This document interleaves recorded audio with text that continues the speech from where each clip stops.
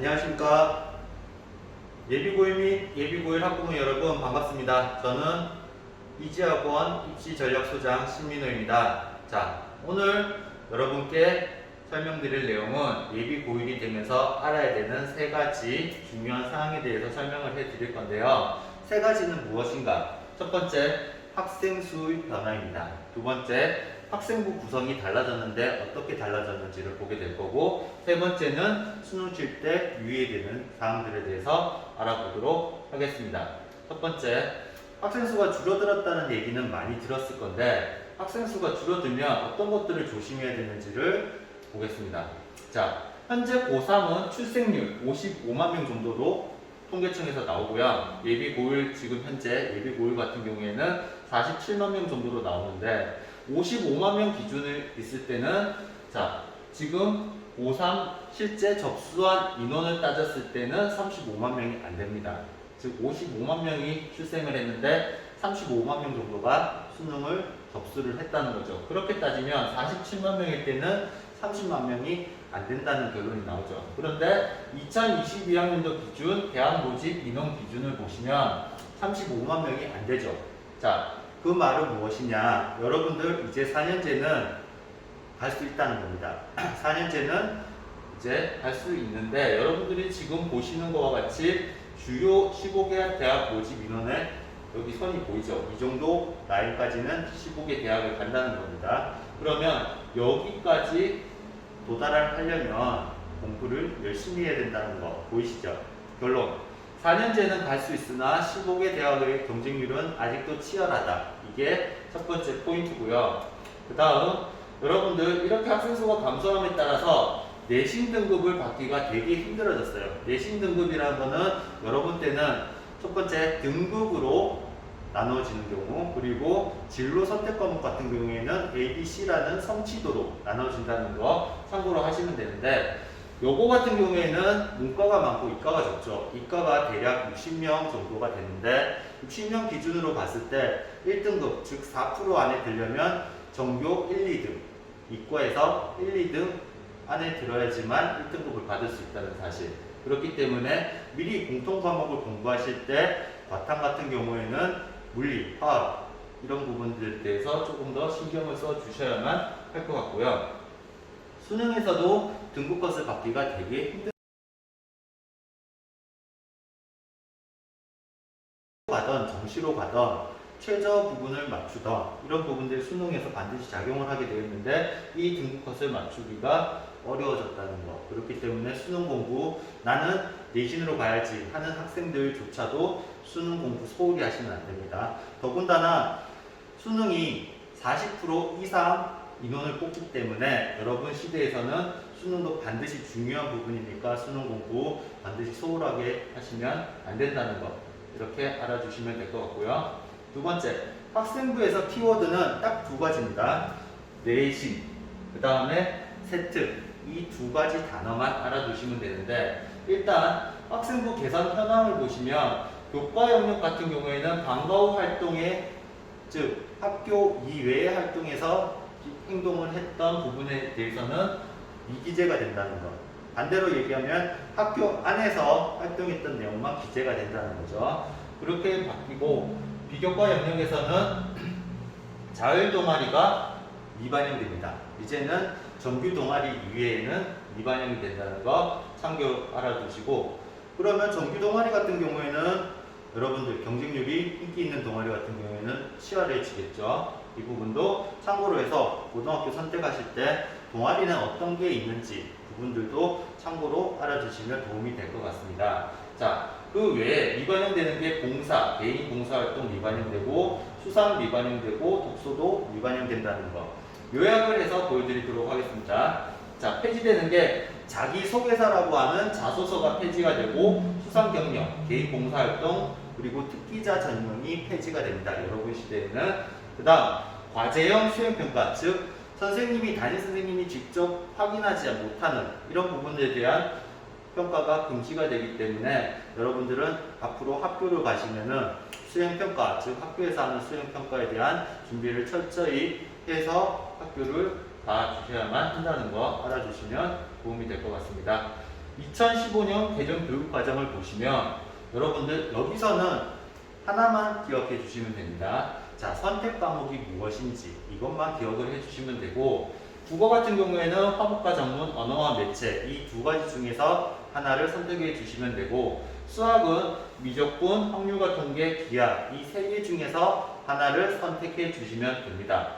바탕은 알아두실 거는 한 가지, 원과목을 이수를 안 하면 투과목을 이수를 할 수 없다는 것. 즉 2학년 때 원과목, 3학년 때 투과목을 이수를 하실 건데요. 여기서 원과목 예를 들면 물리, 화학, 생명과학 1을 선택했다. 그러면 3학년이 올라가면 물리 2, 화학 2, 생명과학 2 이 세 과목 중에서 두 과목 혹은 세 과목을 이수를 해야 된다는 것. 제2외국어도 마찬가지, 원과목을 선택하지 않으면 투과목을 선택할 수가 없다는 것. 이것만 알아두시면 됩니다. 자, 공통과목이나 일반 선택 과목 같은 경우에는 등급제 1등급부터 9등급까지 나눠지는 등급제로 성적이 이루어질 거고, 진로 선택은 성취도라고 하는 A, B, C 이런 성취도로 평가된다는 거 참고로 알아두시면 됩니다. 자, 여러분들이 많이 오해하시는 것 중에 하나가 학생부 종합이 없어졌다고 생각하시는 분들 계실 건데요. 학생부 종합은 살아 있습니다. 학생부 종합 살아 있으니까 여러분들 없어졌다고 오해하지 말아주시기 바랍니다. 자, 학생부 종합에서 가장 중요한 부분은 학업 역량, 전공 적합성, 발전 가능성, 인성 이렇게 네 가지 정도로 나눠볼 수가 있는데, 이 중에서도 여러분은 두 가지를 꼭 기억을 해주시면 될 것 같습니다. 학업 역량과 전공 적합성입니다. 학업 역량이라는 것은 간단하게 설명을 드리면, 내가 무슨 대학 무슨 과를 갔습니다. 그러면 그 과에서 내가 수업을 듣고 수업을 이해를 해야 되는데 그 이해할 준비가 되었는지 이런 부분들에 대해서 체크를 하겠죠.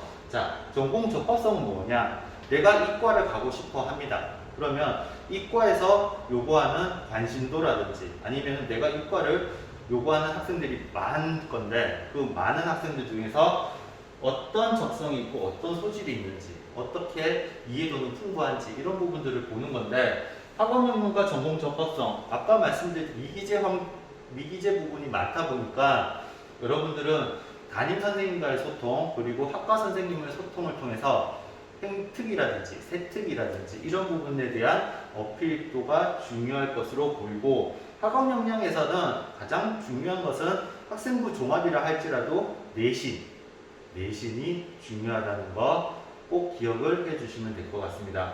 그러면 다시 말씀드리면 내신과 세특 이 두 가지 단어가 필수라는 거 반드시 기억을 해주시면서 그 다음 수능편으로 넘어가면, 대학 수학능력 시험에서는 지금처럼 국어, 수학, 영어, 한국사, 탐구, 제2외국어 이렇게 나눠지는데, 이과 같은 경우에는 제2외국어는 시험 치지가 않죠. 그렇기 때문에 이 부분보다 중요한 포인트는 뭐냐?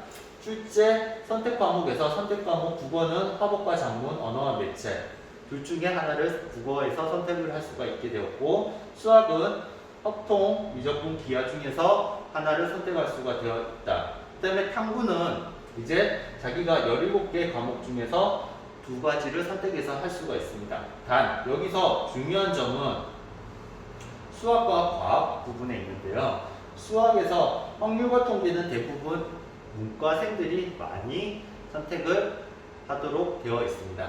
문과생들이 많이 선택을 하게 되어 있는데, 물론 이과생도 확통을 선택해도 됩니다. 확통을 선택해도 되는데 상위권 대학일수록 미적분과 기하 중에서 선택을 하는 것을 권장하고 아니면 필수로 지정을 하고 있으니까 그 대학 모집 요강을 보시면서 반드시 체크를 해 주셔야 될 것 같고요. 지금도 2022학년도 모집 요강이 나와 있으니까 그 부분을 참고하시면 이런 대학은 이런 것들을 선택을 해야 되는구나 라는 것을 판단을 하실 수 있으니까 참고 부탁드리도록 하겠습니다. 한국사 같은 경우에는 필수 응시입니다. 여러분들 한국사 시험을 못 쳐도 되나 필수로 응시는 하셔야 됩니다. 이거 꼭 기억을 해주시고, 탐구는 17 과목, 즉 문과의 9과목과 이과의 8과목 다 합해서 17과목이죠. 그것 중에 두 가지를 선택하면 되는데, 상위권 대학일수록 이과 쪽은 상위권 대학일수록 과탐을 선택하도록 되어 있습니다. 자, 이 부분은 나중에 다시 보여드리도록 하겠습니다. 자, 절대평가 과목이 3개가 있습니다. 영어, 한국사, 제2외국어. 이건 절대평가인데 영어부터 설명을 드리면 영어는 등급제입니다. 즉 100점을 맞을 이유가 없습니다. 90점, 91점만 맞아도 1등급입니다. 그렇기 때문에 목표를 100점으로 받지 마시고 1등급을 맞을 수 있게 목표를 잡으시면 되는데 여기서 대학에서는 어떻게 반영을 하냐? 영어 같은 경우에는 가산점, 감산점, 반영 비율로 구분을 합니다.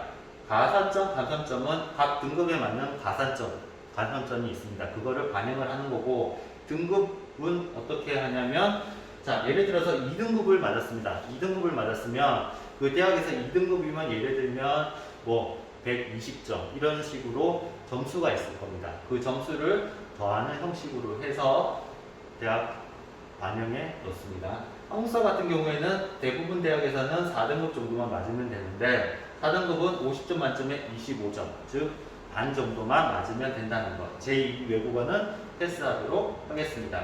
자, 여러분들이 이게 제일 중요한 것 같습니다. 자연계열 중에서 여러분들은 선택 과목이 있고 없고가 중요한데 상위권 대학일수록 미적분, 기하 중에서 선택을 해야 되고 과탐 중에서 2과목을 선택을 해야 된다는 거 알아주시고 이거 이외에도 대학들이 많이 선택을 하게끔 되어 있습니다. 그러니까 모집 요강 꼭 확인을 해보시면 좋을 것 같습니다. 그 외에도 여러분들이 학교는 아니더라도 어떤 과에 따라서는 반드시 선택하게 되어 있는 과도 있습니다. 예를 들면은 이런 식으로 서울시립대 같은 경우에는 수학은 지정은 하지 않고 탐구는 과탐을 지정하도록 되어 있습니다. 이런 식으로 과에 따라서 달리하는 것도 있고 그 다음 가산점을 줘서 유도하는 방식이 있습니다. 대표적으로 상명대 같은 경우에는 수학에서 10% 가산점이 있고 과탐에는 5% 가산점이 있습니다. 그러면 15% 전체 15%의 가산점이 있기 때문에 상명대를 희망하는 학생들 같은 경우에는 이게 강제성은 없지만 선택을 꼭 해야 되겠죠. 이런 식으로 가산점 부분이 있기 때문에 이런 부분들을 반드시 체크를 해 주셔야 될 걸로 알고 있습니다. 자, 과탐 2과목에 대해서 여러분들이 아셔야 되는 거는 예전에 비해서 메리트가 상당히 없어졌다고 보시면 되고 과탐 2를 반드시 보셔야 되는 거는 서울대와 카이스트 이 두 대학은 과탐 2가 필수입니다. 그렇기 때문에 이 두 대학을 제외한 나머지 대학들은 과탐 2가 거짓 의미가 없어졌다는 거 참고로 알아두시면 될 것 같습니다. 자, 그러면 사회탐구, 과학탐구 중에서 나는 어떤 과목을 선택을 하는 게 좋을까? 이 부분에 대해서 말씀을 드리면 자, 일단은 사회탐구입니다. 사회탐구 중에서 가장 인기가 좋은 3가지를 든다면 생활과윤리, 사회문화, 한국지리 정도가 있고 생윤사문 같은 경우에는 압도적인 비율을 선택을 하죠. 그 다음에 한국지리, 세계지리가 2번째로 따라가고 있다는 거 참고로 알아두시면 되고 과탐 같은 경우에는 생명과학과 지구과학이 압도적입니다. 생명과학과 지구과학이 압도적이고 화학과 물리가 그 뒤를 따르고 있는데 원과목 대 2과목 비율 학생 수를 보시면 아시겠듯이 여러분들이 원과목 압도적으로 많죠. 왜 많을까요? 등급 컷을 맞추기가 훨씬 유리하기 때문이죠. 그렇기 때문에 원과목을 가급적 권장을 드립니다. 자, 이런 식으로 알아봤는데 여러분들 저희 이지학원에서는 이런 온라인 설명회 이외에도 오프라인 설명회를 통해서 고교 선택할 때 주의할 점이라든지 아니면은 여러분들 이 바뀌어지는 개입 구조 속에서 어떤 부분들을 더 체크해야 되는지를 오프라인 설명회에서도 많은 부분 할 예정이니까 많은 관심 부탁드리며 오늘 설명회를 마치도록 하겠습니다. 시청해 주셔서 감사합니다.